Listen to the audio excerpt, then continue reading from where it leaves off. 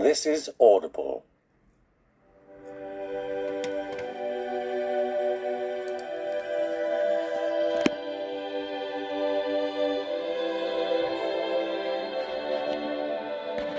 Audible Studios presents Lady Chatterley's Lover, written by D.H. Lawrence, narrated by Lydia West.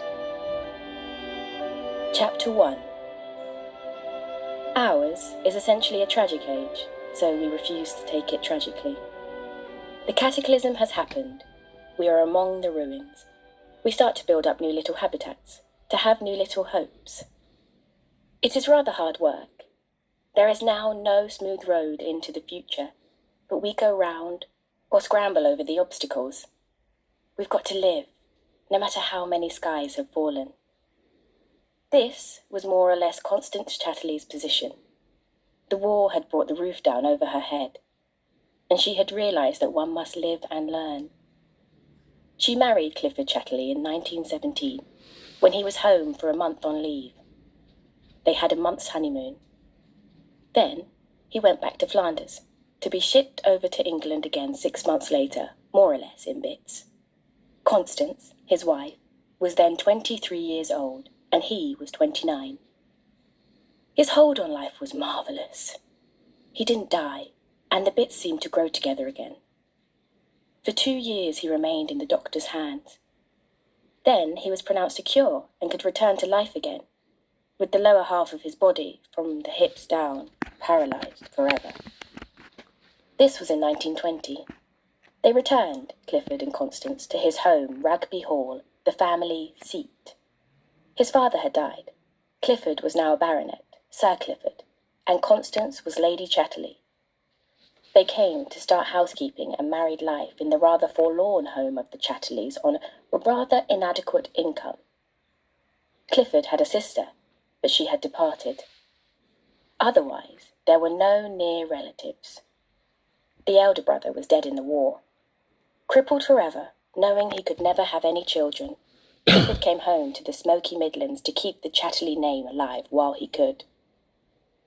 He was not really downcast. He could wheel himself about in a wheeled chair, and he had a bath chair with a small motor attachment, so he could drive himself slowly round the garden and into the fine, melancholy park, of which he was so proud, though he pretended to be flippant about it. Having suffered so much, the capacity for suffering had to some extent left him. He remained strange and bright and cheerful, almost, one might say, chirpy, with his ruddy, healthy-looking face and his pale blue, challenging bright eyes. His shoulders were broad and strong. His hands were very strong. He was expensively dressed and wore handsome neckties from Bond Street. Yet, still in his face, one saw the watchful look, the slight vacancy of a cripple. He had so nearly lost his life that what remained was wonderfully precious to him. It was obvious in the anxious brightness of his eyes how proud he was after the great shock of being alive. But he had been so much hurt that something inside him had perished. Some of his feelings had gone. There was a blank of insentience. Constance, his wife, was a ruddy, country-looking girl with soft brown hair and sturdy body and slow movements, full of unusual energy.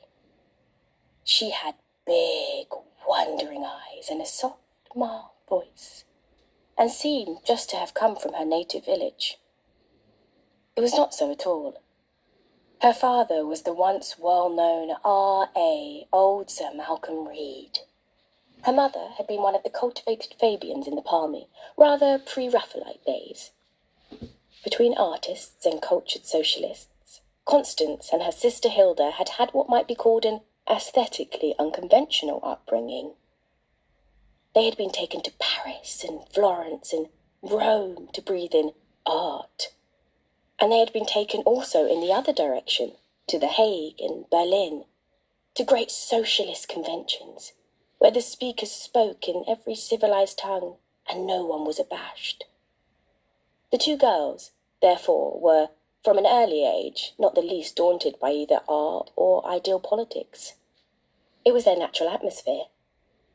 They were at once cosmopolitan and provincial, with the cosmopolitan provincialism of art that goes with pure social ideals. They had been sent to Dresden at the age of 15 for music, among other things, and they had had a good time there. They lived freely among the students. They argued with the men over philosophical, sociological, and artistic matters. They were just as good as the men themselves, only better, since they were women. And they tramped off to the forest with sturdy, youth-sparing guitars, twang, twang. They sang the Vandervogel songs, and they were free. Free! That was the great word. Out in the open world, out in the forests of the morning with lusty and splendid-throated young fellows, free to do as they liked, and above all, to say what they liked. It was the talk that mattered supremely, the impassioned interchange of talk. Love was only a minor accompaniment. Both Hilda and Constance had had their tentative love affairs by the time they were 18. The young men with whom they talked so passionately and sang so lustily, and camped under the trees in such freedom wanted, of course, the love connection. The girls were doubtful. But then the thing was so much talked about. It was supposed to be so important. And the men were so humble and craving. Why couldn't a girl be queenly and give the gift of herself? So they had given the gift of themselves, each to the youth with whom she had the most subtle and intimate arguments. The discussions were the great thing. The love-making and connection were only a sort of primitive reversion and a bit of an anticlimax. One was less in love with the boy afterwards, and a little inclined to hate him, as if he had trespassed on one's privacy and inner freedom.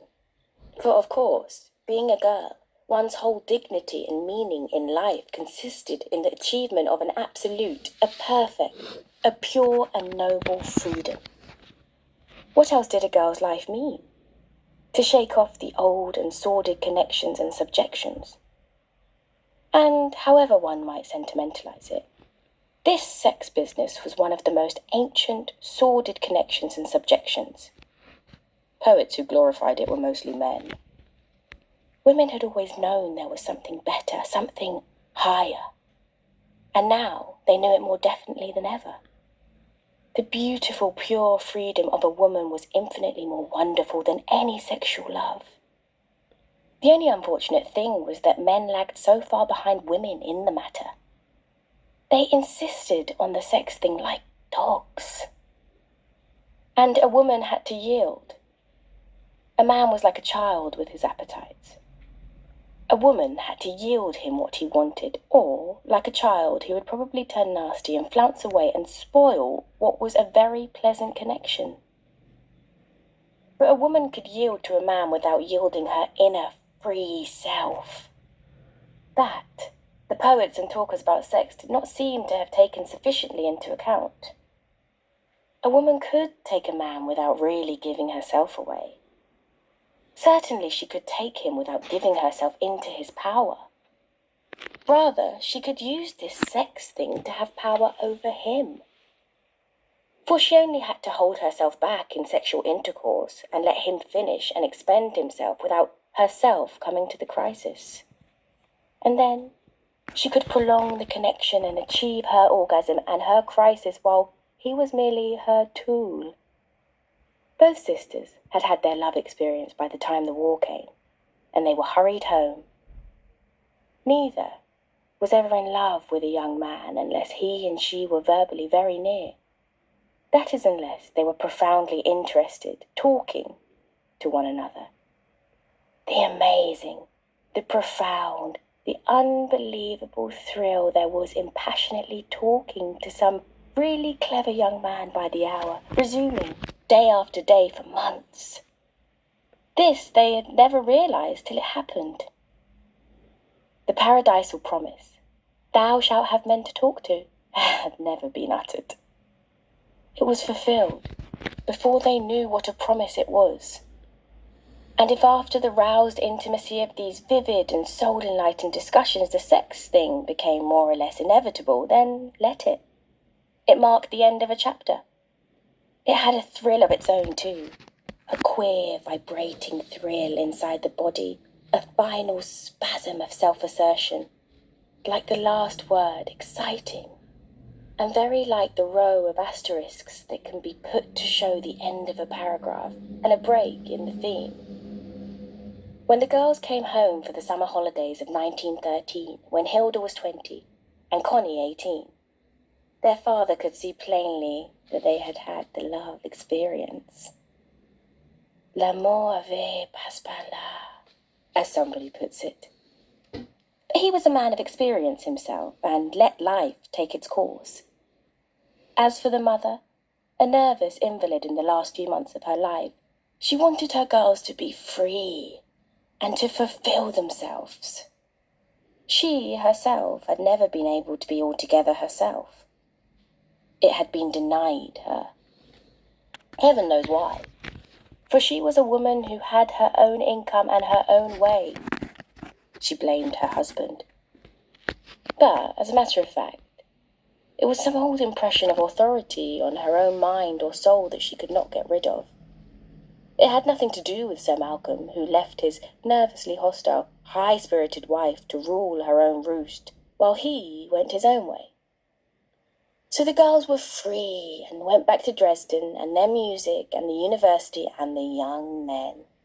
They loved their respective young men, and their respective young men loved them with all the passion of mental attraction. All the wonderful things the young men thought and expressed and wrote, they thought and expressed and wrote for the young women. Connie's young man was musical, Hilda's was technical. But they simply lived for their young women. In their minds and their mental excitements, that is. Somewhere else they were a little rebuffed, though they did not know it. It was obvious in them, too, that love had gone through them. That is, the physical experience. It is curious what a subtle but unmistakable transmutation it makes, both in the body of men and women. The woman more blooming, more subtly rounded, her young angularity softened, and her expression either anxious or triumphant. The man, much quieter, more inward. The very shapes of his shoulders and his buttocks, less assertive, more hesitant. In the actual sex thrill within the body, the sisters nearly succumbed to the strange male power. But quickly they recovered themselves, took the sex thrill as a sensation, and remained free. Whereas the men, in gratitude to the woman for the sex experience, let their souls go out to her. And afterwards looked rather as if they had lost a shilling and found a sixpence. Connie's man could be a bit sulky, and Hilda's a bit jeering.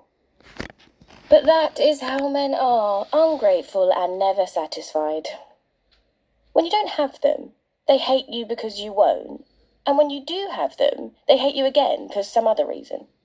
Or for no reason at all, except that they are discontented children and can't be satisfied whatever they get. Let a woman do what she may. However, came the war.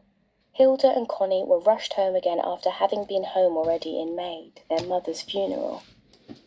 Before Christmas of 1914, both their German young men were dead, whereupon the sisters wept and loved the young men passionately, but underneath forgot them. They didn't exist anymore. Both sisters lived in their father's, really their mother's, Kensington house, and mixed with the young Cambridge group. The group that stood for freedom and flannel trousers and flannel shirts open at the neck, and a well-bred sort of emotional anarchy, and a whispering, murmuring sort of voice, and an ultra-sensitive sort of manner. Hilda, however, suddenly married a man 10 years older than herself, an elder member of the same Cambridge group, a man with a fair amount of money, and a comfortable family job in the government. He also wrote philosophical essays. She lived with him in a smallish house in Westminster, and moved in that good sort of society of people in the government who are not tip-toppers, but who are, or would be, the real intelligent power in the nation. People who know what they're talking about, or talk as if they did. Connie did a mild form of war work, and consorted with the flannel-trousers Cambridge intransigents, who gently mocked at everything so far. Her friend was a Clifford Chatterley, a young man of 22 who had hurried home from Bonn, where he was studying the technicalities of coal mining. He had previously spent 2 years at Cambridge. Now he had become a first lieutenant in a smart regiment, so he could mock at everything more becomingly in uniform. Clifford Chatterley was more upper class than Connie. Connie was well-to-do intelligentsia, but he was aristocracy. Not the big sort, but still it. His father was a baronet, and his mother had been a viscount's daughter. But Clifford, while he was better bred than Connie and more society, was in his own way more provincial and more timid.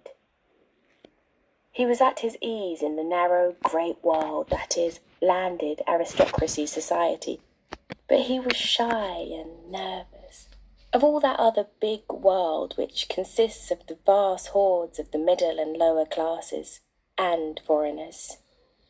If the truth must be told, he was just a little bit frightened of middle and lower class humanity and of foreigners not of his own class.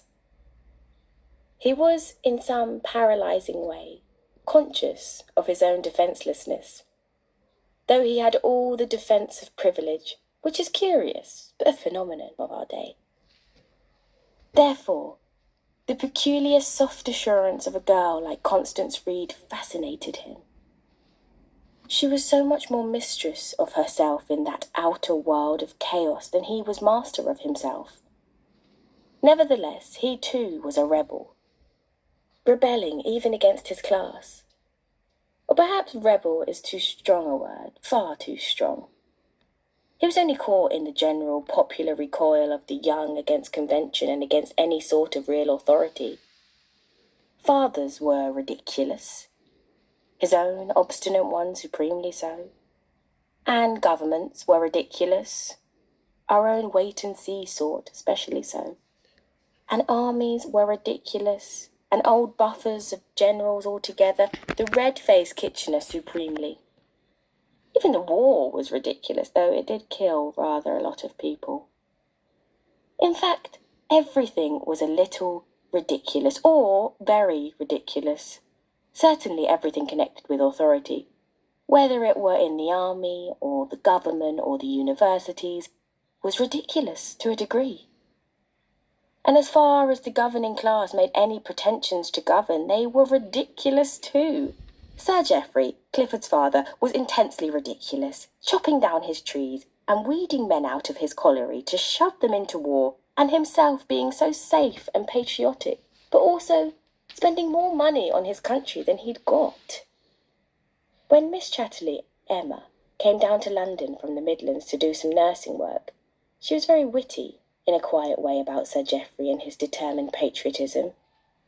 Herbert, the elder brother and heir, laughed outright, though it was his trees that were felling for trench props. But Clifford only smiled a little uneasily.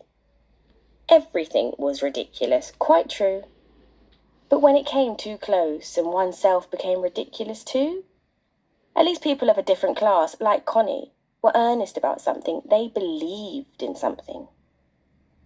They were rather earnest about the Tommies, and the threat of conscription, and the shortage of sugar and toffee for the children. In all these things, of course, the authorities were ridiculously at fault. But Clifford could not take it to heart. To him, the authorities were ridiculous ab ovo, not because of toffee or Tommies. And the authorities felt ridiculous and behaved in a rather ridiculous fashion. And it was all a Mad Hatter's tea party for a while, till things developed over there, and Lloyd George came to save the situation over here. And this surpassed even ridicule. The flippant young laughed no more. In 1916, Herbert Chatterley was killed. so Clifford became heir. He was terrified even of this. His importance as son of Sir Geoffrey and child of Rugby was so ingrained in him he could never escape it.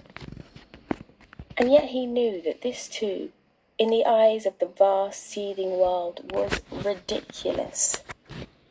Now he was heir and responsible for Rugby. Was that not terrible? And also splendid at the same time. Perhaps purely absurd. Sir Geoffrey would have none of the absurdity. He was pale and tense, withdrawn into himself, and obstinately determined to save his country and his own position, let it be Lloyd George or who it might.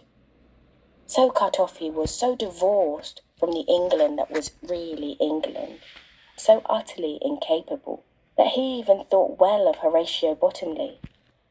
Sir Geoffrey stood for England, and Lloyd George, as his forebears, had stood for England and St. George. And he never knew there was a difference.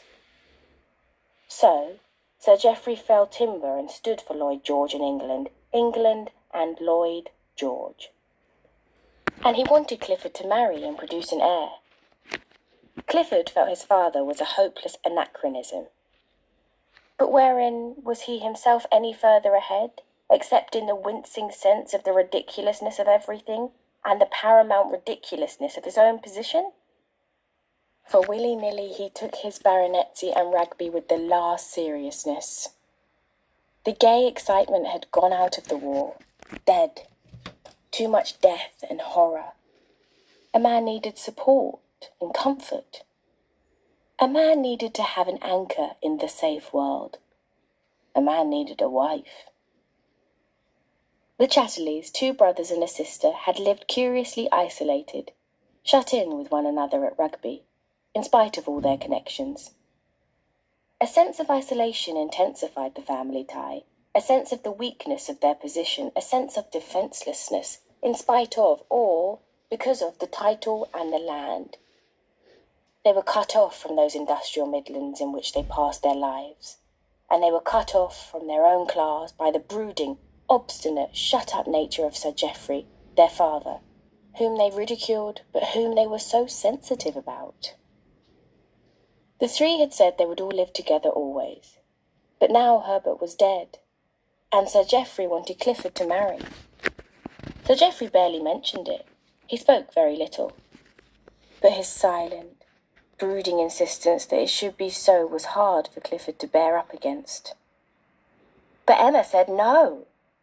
She was 10 years older than Clifford, and she felt his marrying would be a desertion and a betrayal of what the young ones of the family had stood for. Clifford married Connie, nevertheless, and had his month's honeymoon with her.